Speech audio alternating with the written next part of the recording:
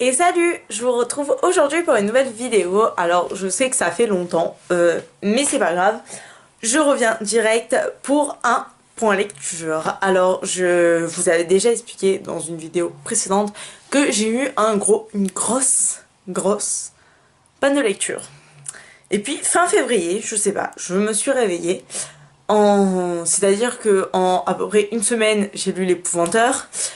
Et après, dans les 2 semaines des vacances, oui, à peu près les 2 semaines des vacances, j'ai lu 2 livres et un comics, sachant que aujourd'hui on est mardi, que j'ai commencé un livre hier soir à 21h30, hein, et que sachant que j'ai juste lu hier soir et que je viens de m'y remettre en rentrant de l'école parce que je n'ai pas de devoir pour demain, que, que j'en suis déjà à la page 215 ou 220.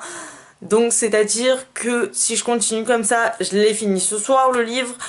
Voilà, alors que ça faisait... c'est-à-dire que en 2 semaines... Bon, allez, abusons pas. En 3 semaines, j'ai lu plus de livres que ce que j'ai lu en 4 mois.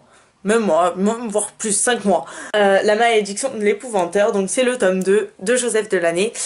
Alors, je vais vous raconter vite fait le résumé du tome 1. Tom, donc celui qui me dit Thomas, qui est le septième fils d'un... Ouais, non, pas d'un septième fils, mais bref, si, d'un septième fils. Bref, c'est un septième fils de septième fils. Les septièmes fils ont des pouvoirs magiques. Et donc, il va aller comme apprenti de l'épouvanteur du comté. Et il va donc suivre sa formation. Au début, il n'a que 11 ans. Et donc, il va suivre sa formation, c'est-à-dire que il va lui apprendre à piéger les gobelins et tout. Là, c'est le deuxième tome qui est centré sur le fléau. Le fléau, c'est un genre de démon qui hante les catacombes, on peut dire ça, d'une ville où il y a plein de moines, de prêtres, une ville chrétienne, voilà. Donc, où déjà l'épouvanteur, il est très mal vu parce que c'est logique, c'est un épouvanteur. Donc, sincèrement, il pactise avec le diable. Et donc là, une ville chrétienne, il est déjà mal vu. En plus, il y a un démon. Enfin, il y a un démon. Il y a le fléau en dessous de leur ville qui manipule leur esprit. Et en troisième, c'est l'époque de la chasse aux sorcières et aux sorciers. Quand t'es épouvanteur, dis-toi que dans la chasse aux sorciers, t'es un peu mal barré. T'es là en mode, on fait la chasse aux sorcières. Je suis pas une sorcière, moi, je les chasse, hein. Moi aussi, je les chasse, hein, les sorcières, les véritables sorcières, hein. Ouais, non, non, mais t'as pactisé avec le diable pour pouvoir faire ça. Au cachot, tu seras pendu. Voilà, en vrai, ce livre, il est génial, vraiment, l'épouvanteur. J'ai adoré le premier tome, c'est le deuxième tome, je l'ai adoré aussi. C'est vraiment le résumé, c'est histoire de ne pas lire la nuit. Et sincèrement, pour moi, je devrais arrêter de les lire la nuit parce que c'est des livres pour enfants, hein, quand même. Mais à chaque fois que je le lis la nuit, il y a toujours un passage où je me chie dessus. J'ai trop peur. Genre, je suis là, je suis au fond de mon lit en mode... Oh, j'ai entendu un bruit. Ne serait-ce pas le fléau qui arrive? Voilà, en mode, je suis totalement débile. Par contre, bon, le personnage de Thomas, je l'adore. Monsieur Grégory, l'épouvanteur, il est quand même super cool. Et Alice, qui est arrivée dans le tome 1 et qui est encore là dans le tome 2. J'aime trop, en fait, cette petite fille. Et genre, elle me fait rire parce que... Et en fait, je l'aime bien, mais en même temps, elle est pas... On se dit bien, elle va devenir une sorcière. En plus, on apprend un passage de la vie de Monsieur Grégory que j'aurais jamais soupçonné personnellement. Et vraiment, genre, j'étais là en mode waouh, waouh. Voilà.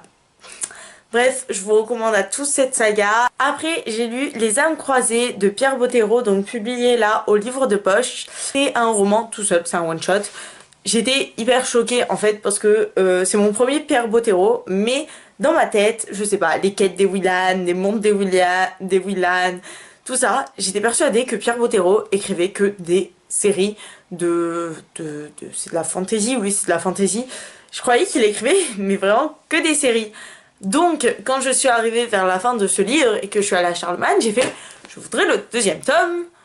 J'ai dit d'un livre de Pierre Bottero parce que je me souvenais plus du nom et je me souvenais de tous les personnages, chose que d'habitude je me souviens jamais, mais je me souvenais plus du nom du livre.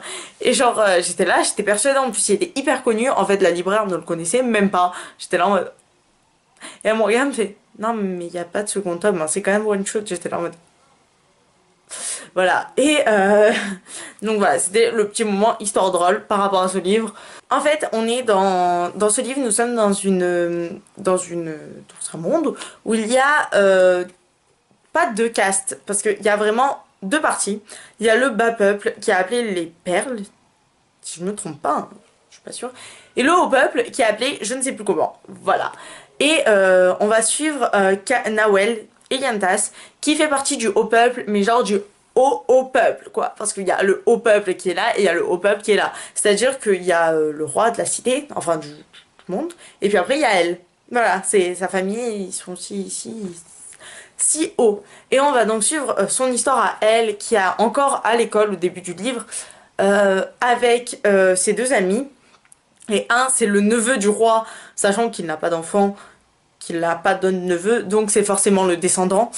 Et une de ses autres amies qui fait partie des perles, pas des perles, putain, n'importe quoi, qui est très haut placée elle aussi. Et donc on va suivre leurs différents cours au début. Puis il va se passer un incident entre des perles et Nawel, et ça va tout changer, genre tout changer.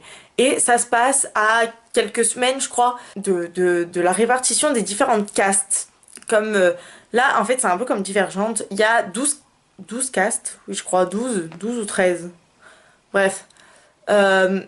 Donc, il y a en fait, c'est des robes. Toutes, c'est des robes. Il y a tu peux porter la robe de mage par exemple, tu peux porter la robe d'histoire, la robe de géographie, voilà. Et après, sauf une, et c'est les armures. Et en fait, quand vous êtes élève, vous pouvez demander n'importe quelle caste. Bon, vous réfléchissez un peu, c'est pas comme si vous êtes en seconde, vous avez 0 de moyenne, vous allez pas, en maths, vous n'allez pas demander la S, hein, voilà. Vous réfléchissez. C'est par rapport quand même aux matières que vous apprenez, lesquelles vous aimez le plus et lesquelles vous en sortez le mieux aussi. Et il n'y a qu'une seule endroit où personne ne demande, qui accueille vraiment très très peu d'élèves limite par siècle, j'ai envie de dire, par décennie au moins. Et c'est les armures. Et en fait, depuis sa plus tendre enfance, Nawel va quand même comment dire, avoir une obsession envers les armures, genre les aimer, vous savez, genre être fan limite d'eux, parce que c'est eux qui protègent le royaume entier. Le livre, je l'ai adoré, hein, si je vous dis que dès que je l'avais fini, je suis allée à Charlemagne en mode vous avez pas le tome 2? Et ils m'ont dit non, il n'y a pas de tome 2. Mais voilà, c'est vraiment, en fait, au début j'ai cru que j'allais pas pouvoir la supporter, Nawel. Petite bourge là, elle m'énervait trop et tout, au début je pouvais pas me la voir. Tout simplement, on va pas dire par-dessus 50 000 façons, je pouvais pas me la voir. Et puis, je sais pas.